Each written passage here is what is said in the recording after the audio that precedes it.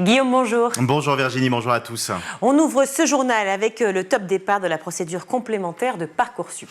Oui, ils sont plus de 900 000 candidats à avoir inscrit au moins un vœu sur la plateforme d'accès à l'enseignement supérieur Parcoursup. Et le moins que l'on puisse dire, c'est que le temps est un peu long pour certains d'entre eux, entre les vœux en attente, les vœux refusés ou bien les projets d'orientation qui ont évolué entre le moment où ils ont formulé les vœux et maintenant. Certains candidats ont trouvé un petit nom pour Parcoursup, c'est Parcoursum.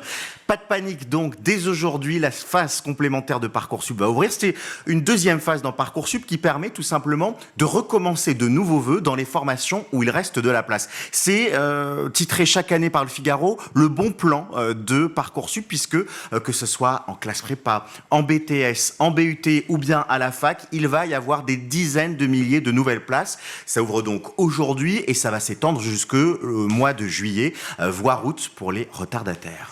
On part du côté de Mulhouse où une fausse alerte à la bombe a semé la panique dans un collège. Oui, c'est le collège Jean Massé de Mulhouse qui a reçu hier, en tout cas le chef d'établissement a reçu hier un message, un mail anonyme qui menaçait de faire exploser un engin présent au sein de l'établissement.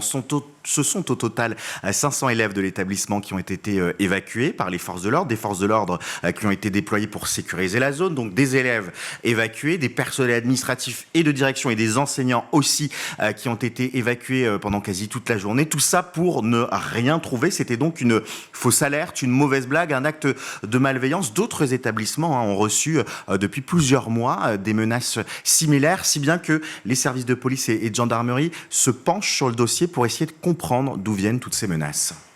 On poursuit avec un sondage sur la laïcité qui met en avant certaines difficultés du côté des enseignants.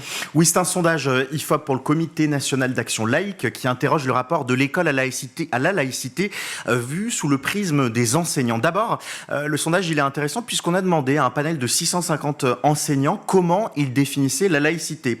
Deux bonnes réponses arrivent en tête. La première, c'est la laïcité, c'est la garantie par la République de la liberté de conscience de chacun. Ça, c'est pour 50% des répondants.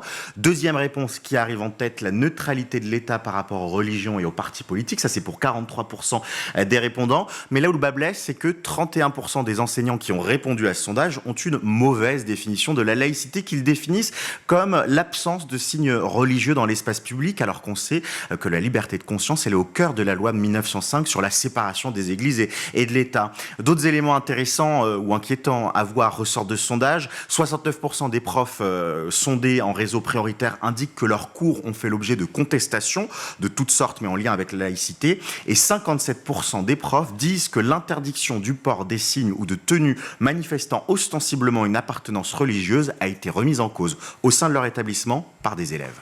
Il faut encore en parler du coup, la laïcité partout en France, mais surtout à l'école. Terminons cette édition avec une campagne de pub pour le métier d'enseignant. Une publicité suffira-t-elle à redorer l'image des enseignants et à susciter de nouvelles vocations? Ça pourrait être une question du bac de philo, on y reviendra d'ailleurs sur ce bac de philo dans quelques instants. Mais c'est en tout cas la volonté du ministère qui a confié, tenez-vous bien, à Éric Toledano et Olivier Nakache, deux réalisateurs qu'on connaît notamment pour Nos Jours Heureux ou Intouchables, on leur a confié le soin de produire une campagne de publicité autour du métier d'enseignant. Alors tout y est, de l'émotion, des larmes, vous allez voir dans quelques instants, et surtout le métier redoré, l'envie de devenir enseignant. On vous laisse découvrir ça. Bonjour madame, je suis la chirurgienne qui va vous opérer. Ça va? Ça va. Comment elle va cette épaule, madame? Docteur? C'est madame Falampin?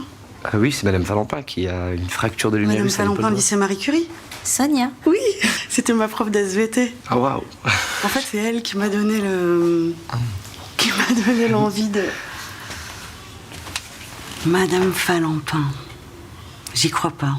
Bah, moi, j'y ai toujours cru, Sonia.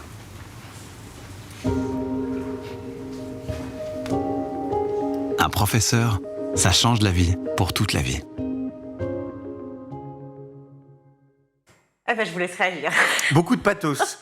Beaucoup de pathos. On n'a pas encore vu passer la réaction des enseignants. C'est assez sympa, mais voilà, quand on entend les conditions du métier d'enseignant, est-ce qu'une campagne de publicité larmoyante comme ça suffira?